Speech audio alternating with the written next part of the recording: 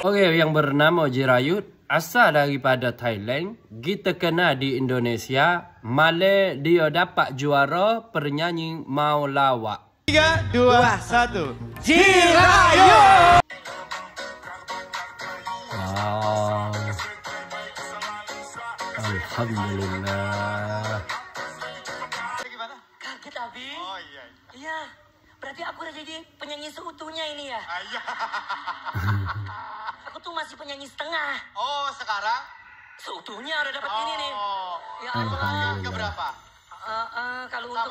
Kalau untuk soul ya pertama deh kayaknya. Ya udah nikmatin karena tahun depan ada Arbil, ada Paleh. Yang pertama pastinya mau bersyukur dulu, alhamdulillah. Ya. Terima kasih sama Yang Maha Kuasa pastinya. Berikan kesehatan karena aku bisa berdiri di panggung yang melahirkan aku di Indosiar.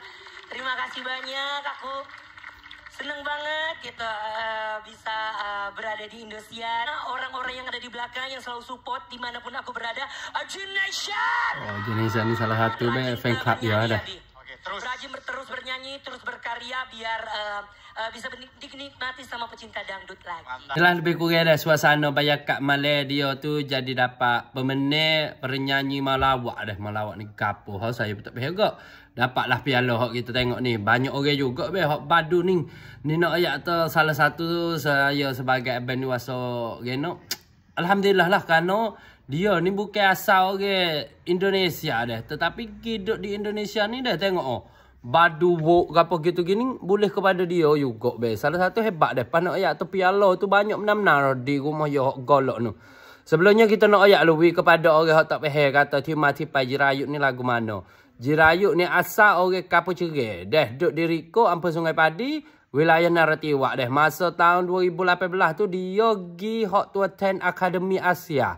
Pergi nyanyi lah lebih kurang ni orang kalau tak silap saya dah. 5 negeri. 5 kena gitulah. Nah dah. 30 orang lebih-lebih koreno dah. Lepas tu buat dia tu boleh lama 10 besar be. Tu 10 10 คนสุดท้ายdah. Tetapi rezeki dia buat kata fan club dia ramai dah. Kalau dia naik nyanyi kok jadi apabila cai dalam TV Indonesia kok orang tengok ramai. View naik, rating naik. Indonesia pun ambil lah dia. Jadi melolo tu Pitikon tengok dah. Jadi Pitikon apa ratingnya naik lah. Mudah-mudahan kecek viewnya naik lah. Jadi Pitikon apa itu gini. Langsung boleh jadi penyanyi apa gitu gini. Dah boleh jadi pelakon cerita apa gitu ini. Banyak dah lah pongan dia tu. Siapa kalau ni tu 7 tahun dah dia duduk di Indonesia tu. Duduk di Indonesia. TV hok dia duduk tu TV Indonesia. Kalau negeri tu negeri Indonesia. Duduk di Jakarta dah. Tu banyak dah lah. Tuai-tuai hok dia duduk boleh tu. Jadi kita sebagai orang kok kapung dah. Kok rumah ni wasa. Alhamdulillah benar-benar. Kerana apa? Kita orang kapung luar. Gi dah. Gi duduk boleh. Joko di Indonesia tu. Hebat dah.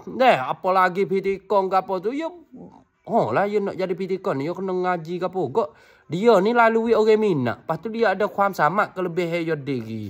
Jadi dia copongan, dia kuam samak ya. Boleh duduk siapakah hari ni. Salah satu kita nak ucap syukur kepada Allah Subhanahu Wa Taala dah setelah mana bui rezeki kepada dia. Dia tu boleh rezeki tak lupa kepada keluarga. Boleh bantu ayah dan ibu dia, adik-beradik dia dah. Tu dia ni salah satu hebat lah. Lepas tu kita terima kasih juga kepada Indonesia dah bagi peluang untuk adik kita. Hak kita tak lupa juga. Terima kasih kepada fan-fan club dia. Setelah mana dia tu dah duduk di Indonesia tu. Fan club dia tiap-tiap kali dia tubik lagu baru kau gimana kau big fan club dia ni duduk kiang-kang dia seumur. Lepas tu kita terima kasih juga kepada orang yang duduk kat rumah dah. Walaupun tu duduk bunyi kena nama ke apa gitu gini. Oh ni tu wehnya.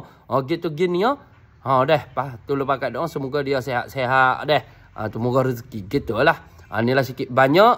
Mudah-mudahan masa depan satu hari nanti dia lagi maju dah. Nak masuk 8 tahun dah lah. Ya baik. Assalamualaikum.